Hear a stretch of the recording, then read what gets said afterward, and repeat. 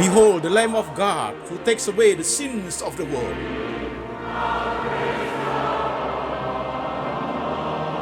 Jesus said, I am the way, the truth, and the life. No one come to the Father but by me.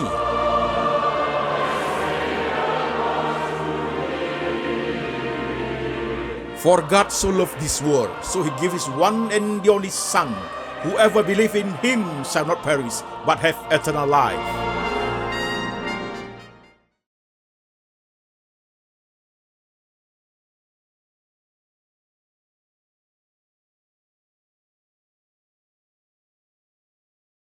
Shalom saudara-saudara sekalian, saya Pendeta Antoni Chang.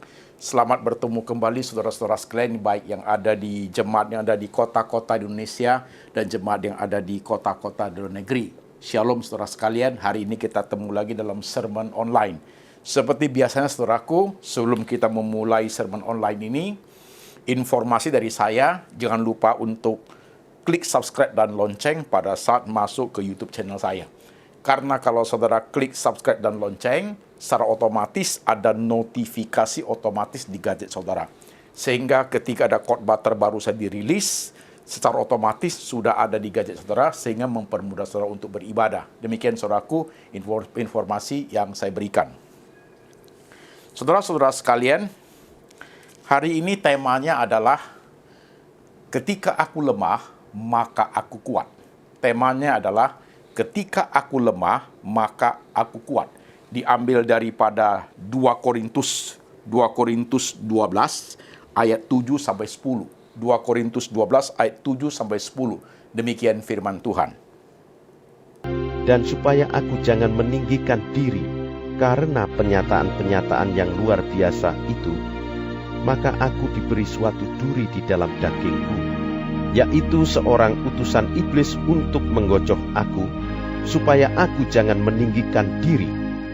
Tentang hal itu, aku sudah 3 kali berseru kepada Tuhan, supaya utusan iblis itu mundur daripadaku. Tetapi jawab Tuhan kepadaku, cukuplah kasih karuniaku bagimu, sebab justru dalam kelemahanlah kuasaku menjadi sempurna. Sebab itu terlebih suka aku bermegah atas kelemahanku, supaya kuasa Kristus turun menaungi aku. Karena itu aku senang dan rela di dalam kelemahan, di dalam siksaan, di dalam kesukaran, di dalam penganiayaan dan kesesakan oleh karena Kristus. Sebab jika aku lemah, maka aku kuat. Saudara-saudara sekalian, sebelum kita masuk ke dalam perungan firman, mari kita berdoa lebih dahulu. Tuhan Yesus, kami sudah membaca firman-Mu. Tuhan Roh Kudus bekerja menerjemahkan firman ke dalam bahasa yang boleh kami mengerti. Sehingga di dalam firman itu kami menerima kekuatan, penyertaan Tuhan, maksud dan rencana Tuhan boleh kami pahami dalam realita kehidupan kami. Beri hamba-Mu hikmat dan bijaksana, pakai hamba-Mu untuk menguraikan firman sesederhana mungkin ke dalam bahasa jemaat. Setiap jemaat memerlukan sabda-Mu Tuhan. Mereka yang ada di kota-kota Indonesia dan juga di luar negeri, dalam pergumulan sehari-hari, mereka memerlukan firman. Mereka memerlukan penyertaan roh Tuhan, memberi hikmat, memberi kuasa dalam hidup mereka. Tuhan, kami siap mendengar firman-Mu. Tuhan berbicara, kami mendengar. Dalam nama Tuhan Yesus kami berdoa. Amin. Saudara-saudara sekalian, tema hari ini, ketika aku lemah, maka aku kuat. Saudaraku ya, saya akan membuat dalam beberapa seri khotbah tema ini saudara-saudara sekalian. Baik saudaraku, ini adalah seri yang pertama. Saudara-saudaraku, saudara kalau ikuti khotbah-khotbah dari produk dari lembaga Antoni Chang Ministry Internasional, saudara cari di list khotbah itu ada satu seri judul bahwa ketika Tuhan menjawab doa. Di situ kita membahas Tuhan menjawab doa dengan 3 cara. Dengan wait, tunggu, Tuhan menjawab dengan yes, iya, dan Tuhan juga menjawab no, tidak, saudaraku. Jadi 3 bagian cara Tuhan menjawab doa itu sudah menjadi bagian dari hidup kita. Sebagai orang Kristen, kita tidak boleh hanya mau terima yes saja. Sebagai orang Kristen, kita harus belajar untuk menerima wait dari Tuhan, tunggu. Sebagai orang Kristen, kita harus juga berani menerima no dari Tuhan. tentunya wait and yes lebih mudah untuk dipahami. Tetapi no, saudaraku, kita tidak suka. Karena no itu kita merasa kita rugi.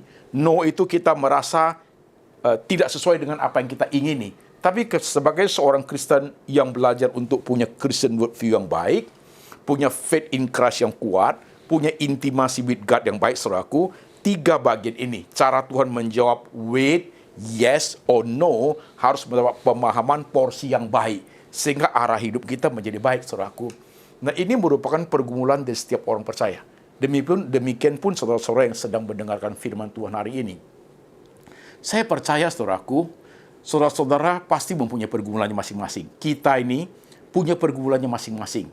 Banyak jemaat WhatsApp dalam pergumulan yang sangat berat, jemaat yang WhatsApp dalam pergumulan sedang menderita penyakit kanker pankreas, saudaraku.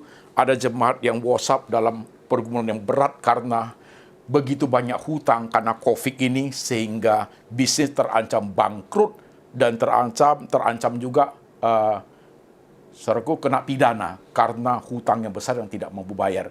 Ada juga jemaat yang kehilangan segala-galanya. Ada juga jemaat yang pergumulan mengalami perceraian, diceraikan karena situasi kondisi membuat tidak memungkinkan untuk mereka bersatu kembali, saudaraku. Jadi hal demikian setiap kita pergumulan menjadi berat. Tentunya dalam pergumulan seperti itu, setiap kita pasti menaikkan dalam doa, kan, saudaraku. Berharap Tuhan tolong, berharap Tuhan pelihara, berharap Tuhan buka jalan, kita percaya, kita berdoa, kita menangis, kita berharap, kan demikian sebagai orang percaya. Dan memang harus demikian. Tapi saudara-saudaraku, pemahaman akan iman Kristen tidak boleh berhenti sampai di sini, saudaraku. Pemahaman iman orang Kristen tidak boleh beriman dalam pengertian, pokoknya saya mau apa yang terjadi pada sesuai dengan apa yang saya mau. Nggak bisa, saudaraku. Iman itu bukanlah iman yang memaksakan Tuhan.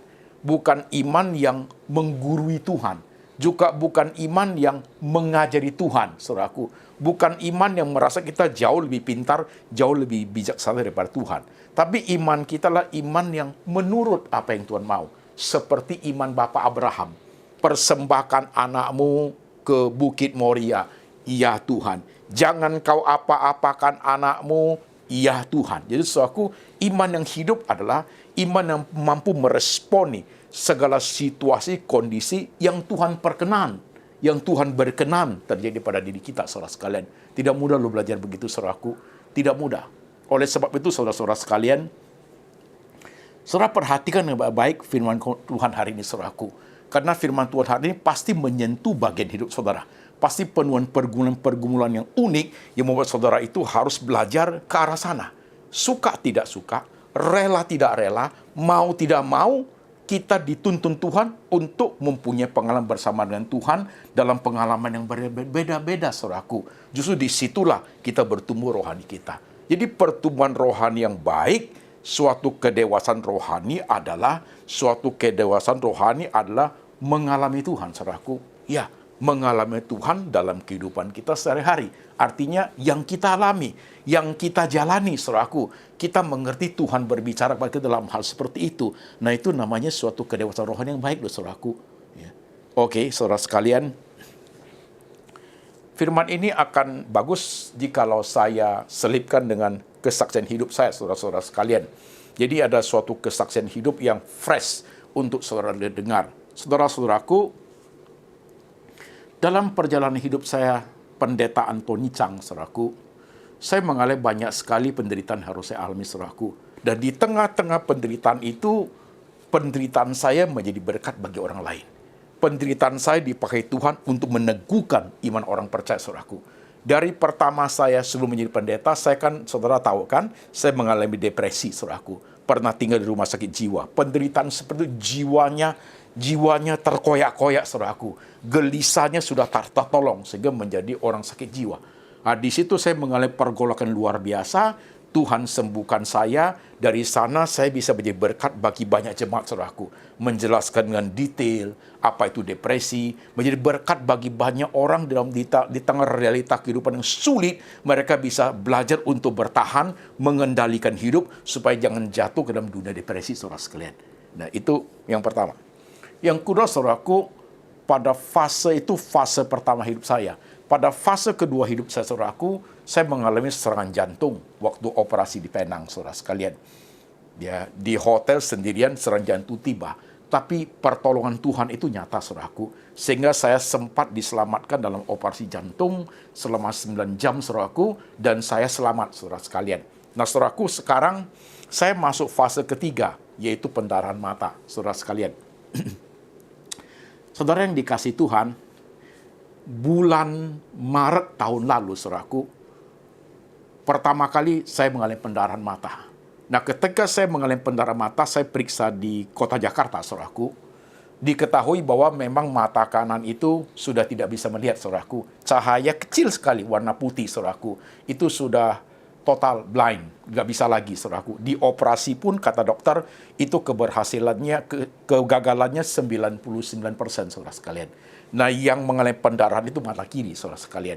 Karena pendarahan mata tinggal satu-satunya, bulan Maret itu, bulan 2, bulan 3, sebelum COVID merajalela, saudaraku, saya ke Singapura.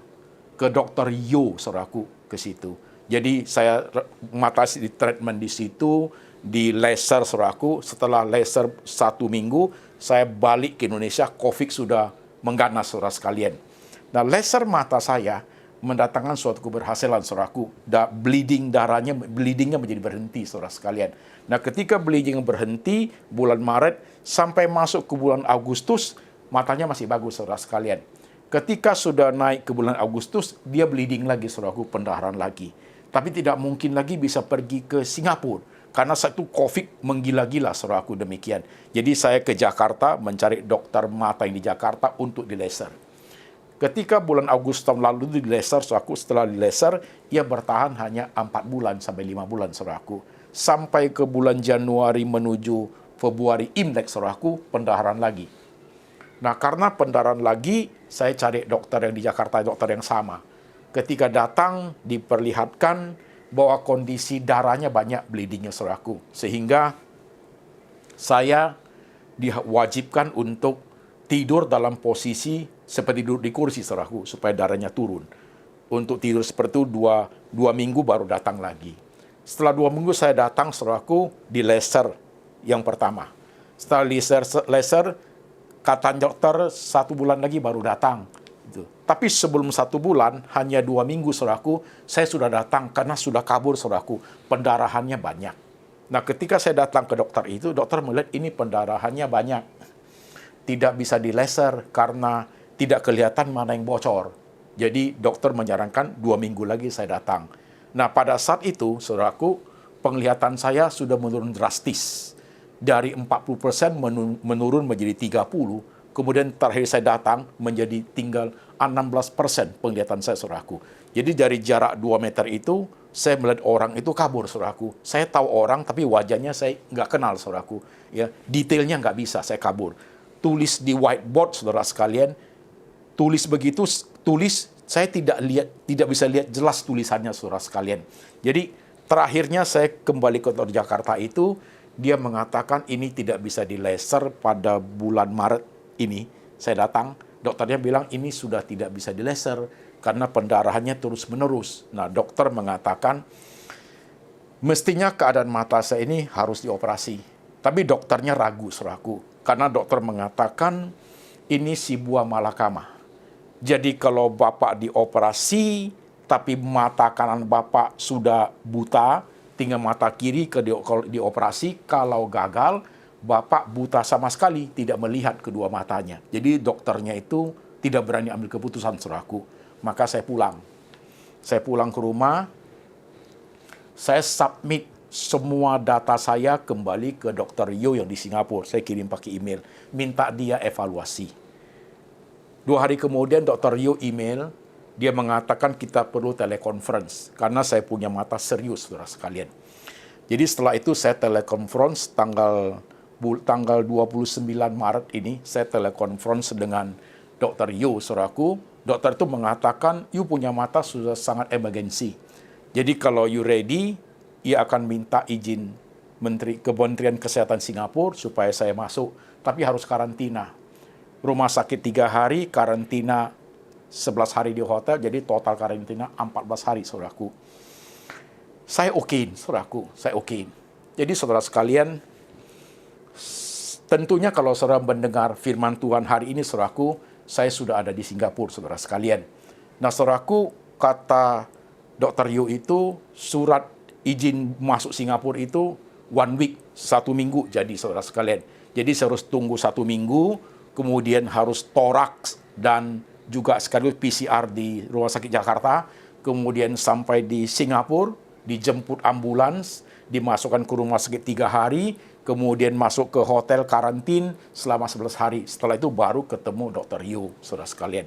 Dan ketemu Dr. Yo itu penanganannya kata dokter sekitar 2 minggu sampai 1 bulan, karena mata saya sudah parah, saudara-saudara sekalian. Nah, saudaraku, what shall I do? Di tengah pergumulan seperti ini. Kalau saya operasi Jakarta, dokternya ragu. Dokternya sendiri ragu, bagaimana dengan saya? Kalau saya biarin di rumah saja, saya doa saja, saudaraku, makin lama makin kabur, makin gelap. Akhirnya juga tidak lihat. Nah, respon daripada Dr. Yo di Jakarta, dari Singapura itu, saya anggap itu menjadi jawaban dari Tuhan. Saya harus gunakan segala cara, sesulit apapun saya harus sampai di situ, saudara sekalian. Nah, pergumulan menjadi berat. Pertama, saya harus menunggu, saudaraku, menunggu surat datang, sementara mata sudah rabun, saudaraku. Tambah rabun lihatnya. Mau nunggu seminggu, kemudian harus nunggu 14 hari di Singapura. Ada pemikiran saya, apakah cukup kuat mata saya untuk menunggu 14 hari karantin?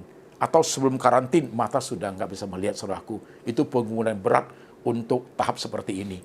Tapi itu jalan yang harus saya tempuh, saudara sekalian. Itu jalan yang harus saya tempuh. Nah, saudaraku, sekarang perhatikan. Untuk kasus saya, Tuhan bilang apa, saudaraku? Tuhan bilang, wait kan? Apakah Dr. Ronald Yo itu adalah jawaban yes or no dari Tuhan? Saya belum tahu, saudaraku. Karena saya sedang jalani. Saya sedang ada di karantin, di hotel karantin sedang jalani, saudara-saudara sekalian. Nah, saudaraku, kalau boleh jujur, pergumulan saya untuk mata ini berat sekali, saudaraku. Saudara bisa bayangkan, dalam kondisi tidak bisa melihat, saudaraku, barang-barang saya harus meraba, saudara sekalian. Saya harus meraba, saudaraku, begitu. Jadi kondisi itu benar-benar berat sekali. Saya tidak bisa sendiri lagi, harus minta bantuan orang, saudara-saudara sekalian. Bagi saya, saudaraku, pergumulan saya menjadi sangat berat karena saya punya ministry harus jalan.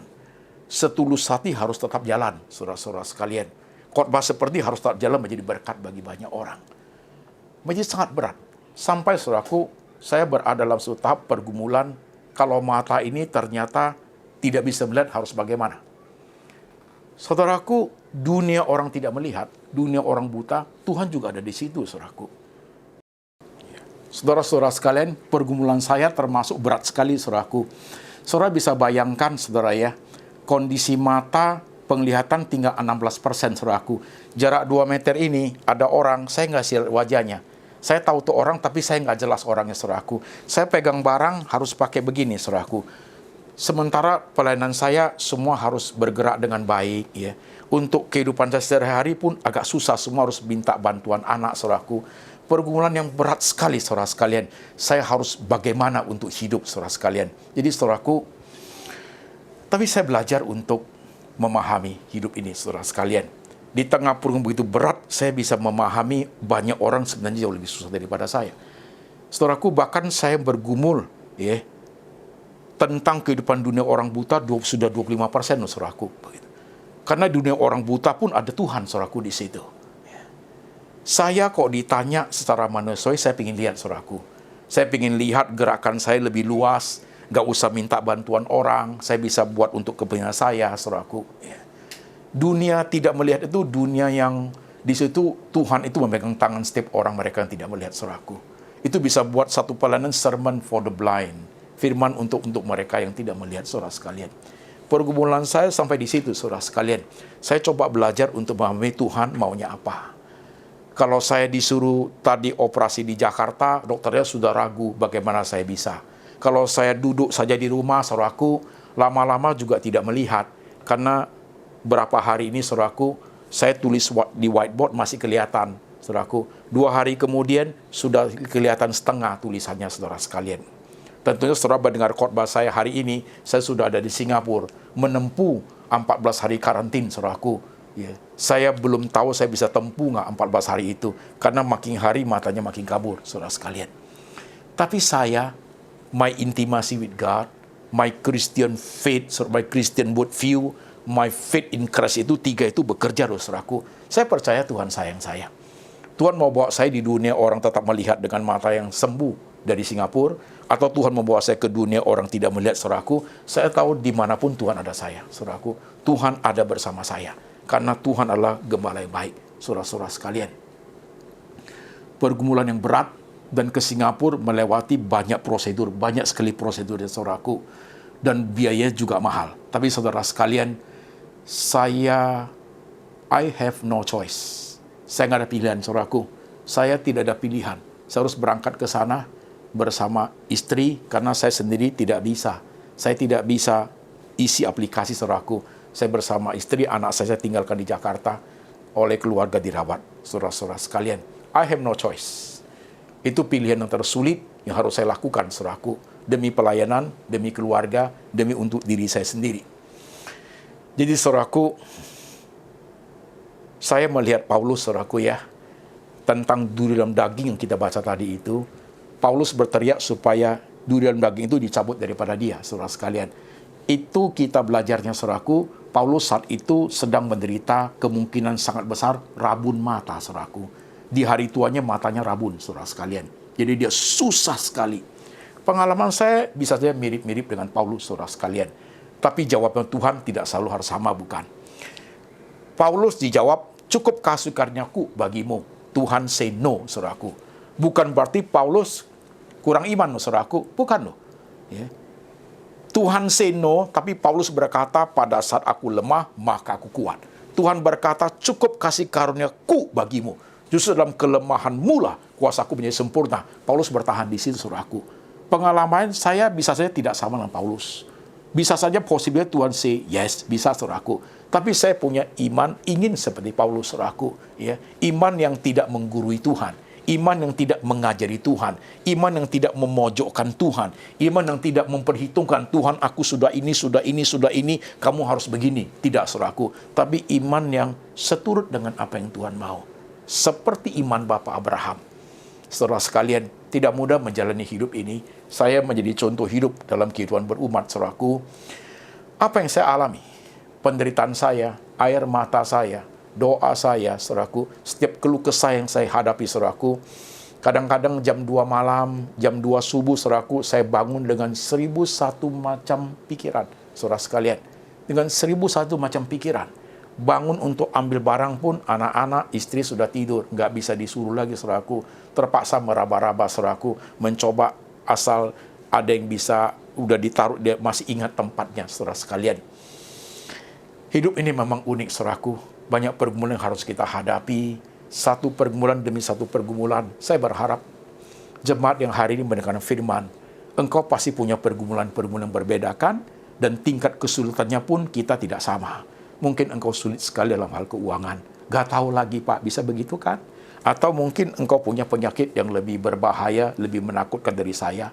Mungkin kanker pankreas, kanker hati, saudaraku. Atau penyakit yang saat itu juga bisa merenggut nyawa, saudara sekalian. Lebih susah sekali. Udah susah, keuangan juga sulit kan demi saudaraku.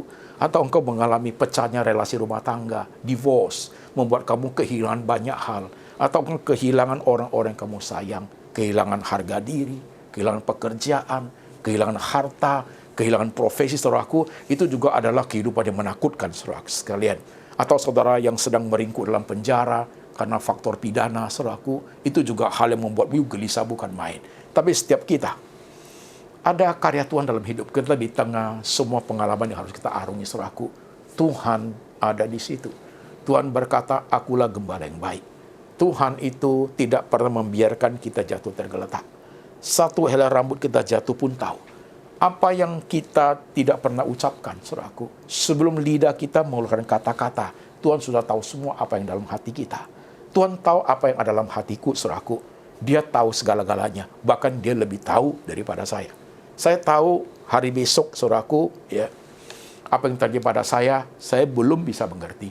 Tapi saya tahu Tuhan sudah ada di situ. Saya percaya Tuhan pasti punya planning hidup buat saya. Buktinya jantung saya sehat, saudaraku. Jantung saya operasi atas perkenan Tuhan sehat. Badan saya sudah sehat, tapi mata saya tidak sehat. Saya tunggu jawaban dari Tuhan. Saya akan berangkat ke Singapura. Waktu saudara mendengar khotbah ini, saya sudah ada di karantin, saudaraku. Ya, saya menunggu jawaban dari Tuhan. Tuhan menjawab yes, Tuhan menjawab wait, Tuhan menjawab no. Tuhan tetap adalah Tuhanku yang hidup. Tuhan adalah tetap Tuhanku yang kusembah. Tuhan adalah tetap Tuhan yang kulayani seumur hidup sampai suatu hari Dia panggil saya pulang ke surga. Saudara-saudara sekalian, saya berharap ini bisa meneguhkan iman jemaat. My life menjadi buku hidup yang dibaca oleh saudara. My suffering become blessing for your life, saudaraku. Penderitaanku menjadi berkat bagimu, meneguhkan engkau. Percayalah, di dalam Dia kita dapat menanggung segala perkara, saudaraku. Tidak ada perkara yang terlalu susah kita tidak dapat tanggung. Karena Tuhan selalu memberikan kekuatan pada kita. Ujian dan pencobaan diberikan kepada kita, tidak melampaui kekuatan kita, saudara sekalian. Baik saudara yang ada di kota Indonesia maupun di luar negeri, mungkin waktumu di saat ini adalah subuh, siang, atau pagi, atau sore, saudara sekalian. Dengarkan firman Tuhan ini baik-baik. Atau saudara lagi di kantor, atau saudara lagi dengar firman ini di kamar sendiri, atau di tengah ruangan tamu, you lagi sulit sekali. Dengarkan, Tuhan sayang kau. Sehebat apapun pergumulan kamu hadapi, Tuhan peduli engkau. Tuhan itu care about you, saudaraku. Tuhan peduli kepada engkau. Tak pernah ditinggalkannya engkau. Karena engkau adalah biji mata Tuhan. Engkau adalah biji mata Tuhan. Dan hidupmu bukan engkau punya lagi, Tuhan punya. Engkau sudah dibayar lunas, dimerdekakan, saudara sekalian. Kau milik Tuhan untuk selama-lamanya. Mari jemaat sekalian kita berdoa. Saudara-saudara sekalian, ada 1-2 menit engkau berdoa sendiri di depan Tuhan dengan semua persoalan yang kau hadapi. Hari ini aku menjadi saksi hidup bahwa Tuhan adalah Allah yang Immanuel. Hari ini aku menjadi saksi hidup di tengah pergumulan yang berat sekalipun. Aku melihat Tuhanku hebat, Tuhanku besar, Tuhanku baik, Tuhanku selalu menyertai. Saudara sekalian, kau doa sendiri problem hidupmu, problem rumah tangga kah itu, problem keuangan kah itu, problem bergumul penyakit kah itu, problem bergumul tentang relasi hubungan keluarga kah itu, problem bisnismu kah, problem profesimu kah, problem pelayanan gerejamu kah itu, saudara berdoa kepada Tuhan. Problem hari tuamu kah, karena engkau sudah tua, engkau merasa kurang diperhatikan, atau engkau sedang ada dalam rumah tahanan, engkau merasa tersendiri sekali, nggak tahu harus buat apa. Atau engkau adalah orang-orang yang di panti asuhan, tanpa kasih sayang papa mama. Atau engkau adalah orang tua yang ada di panti jompo, nggak ada perhatian dari anak-anak lagi. Kau merasa hidup ini sangat sepi, sangat sendirian. Hari ini aku berkata kepada engkau, Tuhan tidak pernah pergi. Tuhan tidak pernah pergi. Tuhan selalu ada pada sisimu. Atau engkau hari inilah orang-orang yang sudah tidak melihat. Engkau ada di dunia orang tidak melihat. Di situ pun ada Tuhan. Ada firman disediakan kepada engkau. Tuhan menyertai engkau. Di situ ada cahaya Tuhan yang menerangi mata rohanimu untuk kau tetap hidup beriman kepada Tuhan Yesus. Saudaraku, jangan putus harap. Tetap bersemangat hidup karena Tuhan Allah yang menyertai kita. Tuhan ada depan kita. Hari besok kita tidak tahu, tapi Tuhan tahu semuanya, saudaraku. Mari kita bersandar kepada Dia. Tuhan, terima kasih. Turunkan anugerah-Mu kepada umat Tuhan Yesus. Di tengah gelombang hidup, hiruk pikuknya zaman, di tengah porak-porandanya kehidupan, tangan Tuhan tetap merendah. Tangan Tuhan bekerja. Mungkin saat-saat seperti ini kami tidak bisa memahami mengapa hidup harus seperti ini. Tapi kami percaya, hari-hari depan Tuhan akan singkapkan. Tuhan akan mengajar kami untuk melihat kebesaran dan keagungan Tuhan, karyanya mulia dalam hidup kami. Karena kami percaya, pasti ada rencana Tuhan di masa depan kami. Tuhan, hamba berdoa untuk setiap umat yang ada. Hari ini ketika mereka tundukkan kepala, anugerah Tuhan tiba kepada mereka. Tangan Tuhan diletakkan di atas kepala mereka. Tangan Tuhan diletakkan di hati mereka. Meneguhkan iman, menyejukkan jiwa, memberi kedekatan kepada Tuhan. Tuhan Yesus, berkati setiap umat-Mu ya Tuhan.